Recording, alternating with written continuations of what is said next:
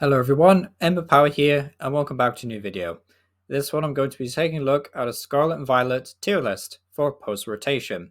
So naturally this will be subjective, so feel free to disagree. Hopefully you agree with some things, but of course this is going to be a subjective matter. So before we begin, it's probably worth mentioning how these tier lists work. So S tier is reserved to what I believe to be broken. A tier is kind of like, we're basically S tier, but we're, a league above B tier. I would definitely say there's a large gap between A and B tier, so do kind of bear that in mind. B tier is kind of like what we'd expect to see maybe do well in regionals, but also kind of sneak into A tier, maybe be knocked down to C tier at certain times, but that's kind of like what B tier is. It's kind of like in the middle tier 2 kind of aspect. And then we see have C tier here, which is like more of the rogue archetypes that could potentially do well. And then D tier and then E tier, which are sort of like the, basically don't play these, but you can play them if you want to, and maybe you'll get lucky, maybe you do well. So right at the top of S tier, we have Lost Zone Cramorant. To be honest, I've just noticed that Cramorant's actually like back to front for some reason. Honestly, the thing about Lost Zone is I do think this is an S tier archetype post rotation. You could maybe disagree with that and say no, it's not. But it personally, I believe that this archetype is just very, very strong. It doesn't seem to really lose that much to rotation apart from ScoopNet, and it has a really decent matchup spread. It can also beat most of the top decks, including Mew and Zacian. Well, Zacian, I mean Gardevoir Zacian. So I just think it has just a really solid matchup spread, and it's a very solid deck post rotation. And I would say it's a bit of a cut above the rest, and that's why it's an S tier. A tier we have Mew VMAX, which I just think is super consistent. There will always be Drapion in the format, so I think it's easy to see why some people don't think is get the mouse got Mew VMAX over here. So I can see why people, don't think Mew VMAX is going to be, like one of the better archetypes post rotation because of the amount of Drapion that people could play theoretically. But I just think Mew VMAX is just so consistent, it doesn't really matter, and it can often outpace a lot of decks. So Mew VMAX A tier. And we have Gardevoir, which is, fortunately, I think Gardevoir is actually one of those EX Pokemon that does indeed live up to the hype. It just seems to have really good power, really good burst potential. It also has great late game draw power, so you're able to find a lot of niche one-off supporters and items, so I really like Gardevoir in that respect. We also have Lugia Single Strike. So Lugia is a very different post rotation. It's not the dominant deck it once was, but it is still really strong. Notably it's in A tier, of course. So I do think Lugia is still going to be a really strong deck post rotation. It's just, nowhere near as powerful as I think it was pre-rotation, and certainly not as oppressive. We also have this like Cramorant Radiant Charizard deck over here, which I would just say is like a slightly weaker variant of what we've seen before. Cramorant Greninja I think is just a better deck, but Cramorant Radiant Zard still has its merits, and Radiant Zard can one-hit kill Arceus with a Choice Belt or a Defiant Band, and Arceus does seem to be on the rise in post-rotation, so I definitely think Cramorant Radiant Zard has its merits. We also see Giratina Mirage Gate, which is what many people think is BDF post-rotation. I personally still think Giratina has a lot of issues, but personally, those issues are like more to do with the speed of the game and the pacing. So if the pace of post rotation ends up being a lot slower, which it might end up well being, then Giratina could be really good. But I think there's like a reason why Giratina isn't, winning all these post rotation events that we see. I just think it's a wee bit more inconsistent than Lost Zone in general. So Giratina Lost Zone just not as consistent as the single prize versions, really. So there's not really much more of a reason to play it, although it does have really good one-hit kill potential. We also have the Miraidon generator decks. I do think Miraidon is an A tier deck. I just don't think it's had, the right list found for it yet. That could be viewed as copium, but I still think Miraidon has, more than enough potential to be really strong. It just really needs to land those generators early on. It needs to get Miraidon onto the bench to find all the other Pokemon. And of course has access to Ampharos EX and Magenzone EX. So I do think there's some like solid Miraidon decks. There's also like the Miraidon Regieleki VMAX deck that's really solid. So I definitely think Miraidon could be A tier. It's just, we'll have to see how the format develops and see if that ends up being true or not. But then, of course, we have Giratina Arceus or Arctina in A tier to round off A tier. I do think this deck is really solid. I don't think it's quite as good as Arctina or Giratina Lost Zone, I should say, which I don't think is as good as Cramorant Lost Zone. So it's like three or so placements behind Lost Zone single prize.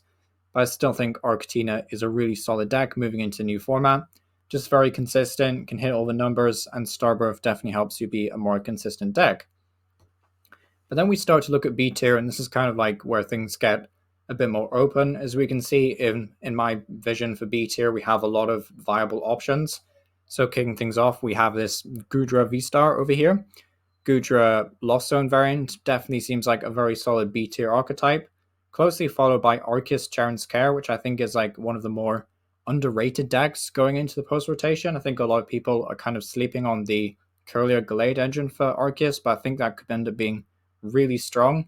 And just being able to Charon's Care Arceus and deny Lost Zone those prize cards, I think is a really strong, it's a really good idea. So apart from Giratina, which is difficult to deal with, I think Arceus is just a really solid matchup.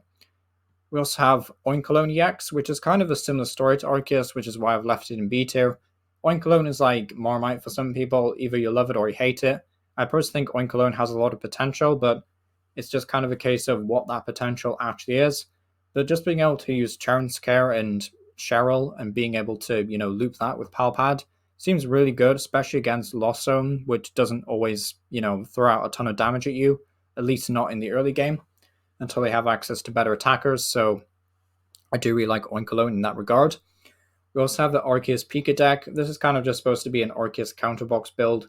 So, Arceus Pika with, Hisuian Decidueye or Aerodactyl is the most common one recently. I still think this is a B tier deck. It doesn't seem to be too bad.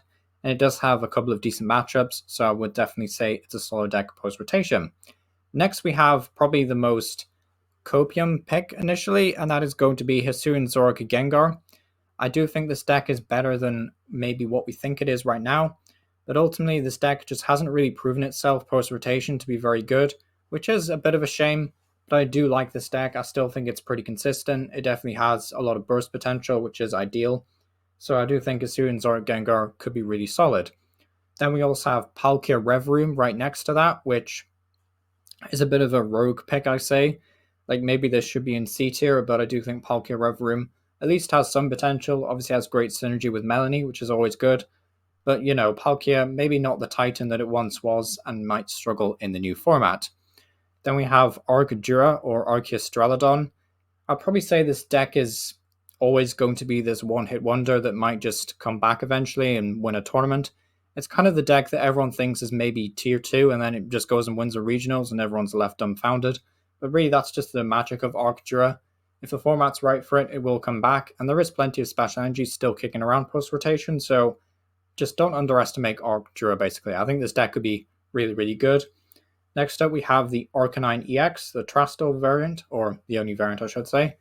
But Trastal Arcanine, I do think is a solid deck. It's nothing too crazy, but to be honest, having seen what Arcanine decks look like with Arbridge and Basin, it does give me a little bit of faith we could get a really good Fire-type deck again. That's, obviously not just Radiant Zard, but I do think Arcanine is at least solid, so I'll put it in B tier. We also have the Koraidon Great Tusk deck, or, the one with Arcanine V. I think this is Hisuian Arcanine V, I should say, with the Galarian Zapdos. I think this is an okay deck. It's definitely like nothing crazy, definitely not A tier or high end of B tier, but it's certainly, an okay deck. Initially, I was tossing and turning between putting this in C tier or B tier. Ultimately, I put it in B tier because I think it's got a little bit more burst potential than a lot of people give it credit for. But unfortunately, it is weak to Psychic, and there's going to be a lot of Mew and Gardevoir, which could definitely hurt this deck. And of course, Great Tusk does damage itself. So relying on early game tempo to get yourself going, and then there's a chance that you might not even get into the game. So Koraidon Great Tusk is going to be a bit of a B tier pick for me, but definitely more of a cautious B tier. Then we have Banette EX, I believe. Yep, that's Banette EX on the right there, just next to Koraidon, with the attacks allowing you to have both Item Block and use Poltergeist. I think Item Block is just always going to be really good in this game. It is only doing 30 damage, which is obviously a bit of a concern. But Poltergeist, combined with that Disruption, you're preventing stuff from Lost Zone from really taking off and getting into the game. Also potentially preventing, Arceus decks from being able to set up properly. So I do really like Burnett. I think it could be a bit of a sleeper hit in the new format, especially when in like a Zork box with Assyrian Bravery and Alakazam. Definitely could be something cool. Then we have Darkrai V-Star and Reverum, just to kind of like end out B tier along with Spidops and Leafeon. Darkrai Reverum, I think, is just a really solid deck. I don't think the deck is like crazy broken or anything, and I think Darkrai unfortunately scales a wee bit too slow just to kind of like push into the big decks. But I certainly think against a lot of these other like niche rogue decks, Darkrai definitely has some really solid potential. And of course, you do hit weakness on Mew and Gardevoir, which is obviously very appealing. So definitely got Darkrai Reverum on the radar. Then we have Spidops Leafeon as kind of like the best rogue deck, I'd say, from Scarlet and Violet, except for maybe Bennett or Arcanine if you really want to call Arcanine a rogue deck. But I do think Spidops Leafeon is, it's not overrated or underrated, because I think a lot of people are conscious that it's going to be a thing, but I definitely think it's a very solid kind of deck. It's, it hits the numbers, it does the damage. They only really have to worry about stuff like Path to the Peak maybe, but really I think Spidops EX could be really solid. And that's going to round off B tier. So then looking at C tier, we have to kick things off with Zoroark Box. Personally, I don't think Zoroark Box is that strong, but some people seem to think it will be. I think Zoroark Box will kind of migrate away from using just single prize attackers, and it will start to use EXs like Spidops, Bennett, Terrestrial Arcanine with Armorage, stuff like that. I don't think Zoroark is going to remain a single prize archetype, but it will be interesting to see how it develops, so I did put it in C tier. I don't think it's D tier or E tier, but I don't think it's, quite B tier yet, so we'll have to see how Zoroark develops. Then we have a Rapid Strike Urshifu Rapid Strike Inteleon deck, which is, pretty interesting. There's definitely got the double gunner there to take care of Manaphy. We've got the Gale Thrust to do a decent amount of damage, can KO Miraidon and stuff. The problem is, I don't think Urshifu is just quite doing enough damage. It doesn't really have that one-hit KO potential that a lot of other higher tier decks have. And that's what, leaves me skeptical a bit about Urshifu. It's also one of like the only VMAXs that's truly relevant post-rotation, except for maybe like Duraludon. So definitely has me a wee bit worried to the fact that you're a 3-prizer in a 2-prize world. So yeah, Urshifu, I've got my doubts about it, but some people do seem to think it's going to be pretty strong. So into C tier it goes. We also have like Palkia Ice Rider, or just any Ice Rider Reveru Melanie kind of box style deck, if you want to call it that. Ice Rider, I don't think is absolute garbage. It's got some stuff going for it, like Melanie. It's still doing very solid damage. Big problem though is that it's a 3-prizer, which is definitely going to be a bit of a hindrance, but still pretty consistent and still a solid pick overall if you're not sure what to go with.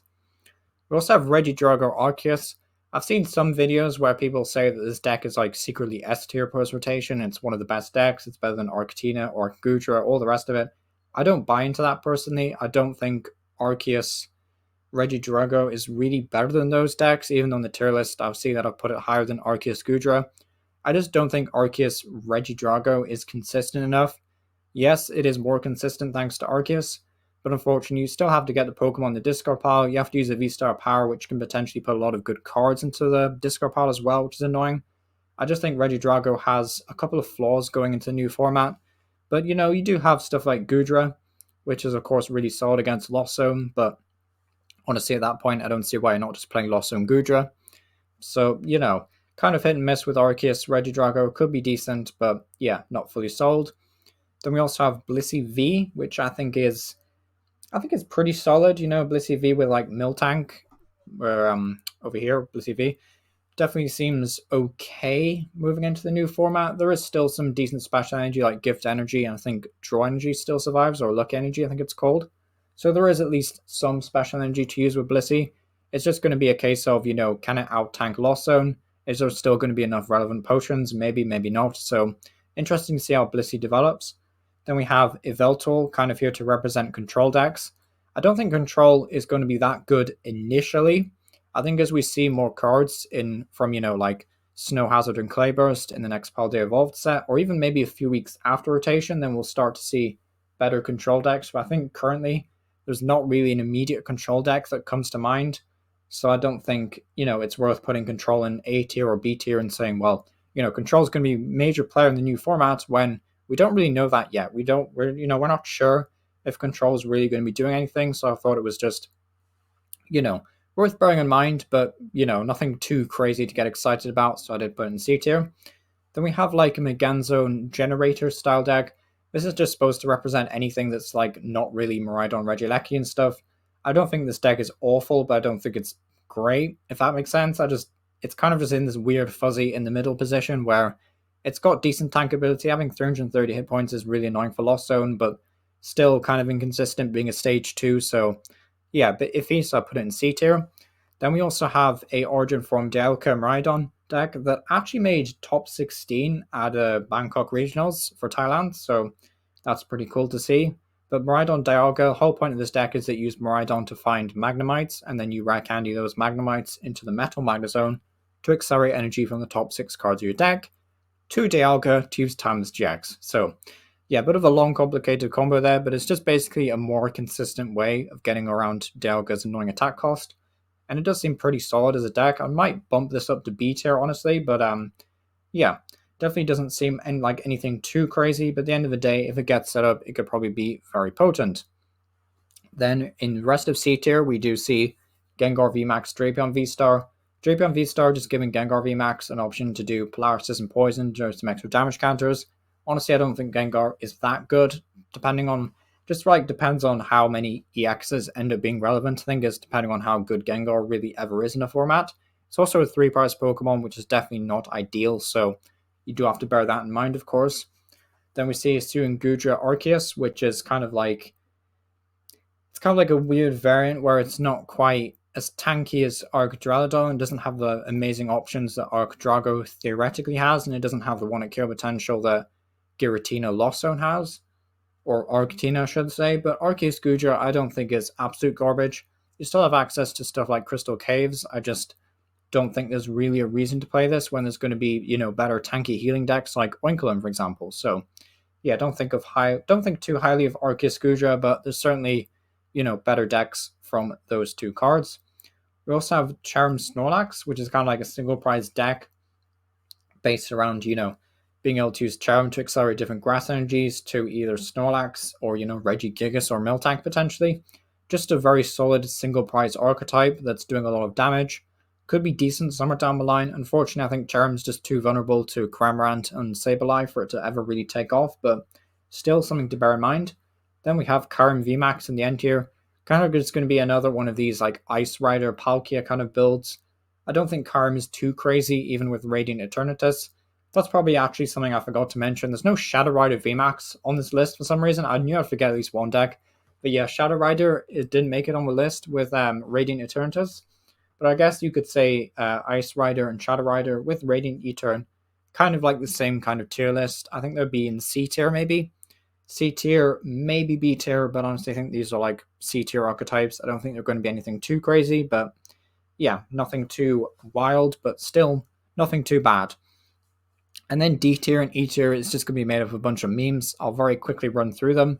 D tier is Hisuian Arcanine, Dewgong, Hisuian Lilligant V-Star surprisingly, Lucario from Brilliant Stars because it hits weakness on Miraidon. We have Lunatone because it's just very consistent, but Lunatone does have issues with being, having that 1-hit kill potential in the early game really is what holds Lunatone back. Although it does have decent tempo against evolving EXs because you can go second and knock out a basic Pokemon, which is nice. We also have Dondozo Tatsuguri, which I don't think is going to be viable necessarily. It needs more discard options, but yeah, Dondozo, not the worst. Then we have Banette Graveyard, which is semi-decent. It's kind of like an option for Banette, but I just don't think Banette really needs Graveyard, or Graveyard I should say. I think what Banette needs is more control cards, I should say. Then we have the Rotom Electricity Generator deck, which is like okay, I would say. It's like one of these niche rogue decks. It's probably going to be like a fine deck to play, honestly. It's just not as good as B tier or C tier, really. Then we have the Toxicroak EX Sneasler. If you really want to play this deck, I threw it in D tier last minute because I thought, why not? But realistically, this deck isn't doing enough. Regigigas is another deck that I don't think is going to be good enough until Paldea Evolved comes around. Although I have seen some videos, I know Azul GG posted a video talking about Regigigas post-rotation.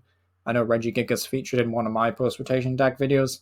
So yeah, Regigigas is an option. It might be better than D tier, but honestly, I'm just not seeing it right now for the Gigas gang. So unfortunately, Regigigas has fallen from grace a bit. And then we have a Suin Samurott in the end there, just to be an okay deck with like Red Room and Dark Patch. I don't think it's anything too crazy, but still does have at least decent damage potential, and it can, one hit KO Mew VMAX potentially, or, Gardevoir, so pretty decent in that regards. And then E tier is just filled with a bunch of memes that are kind of tacked on the end there. I don't think any of these decks are going to be relevant in E tier, but I just thought they were worth mentioning because they are pretty fun. So yeah, that's kind of going to do it for the tier list. Thanks for watching. Is there any placements that you would change in this tier list? Obviously, it is very subjective, but yeah, it's been our power. Thank you for watching. Hope you enjoyed this video, and yeah, thank you for watching. I'll see you next time.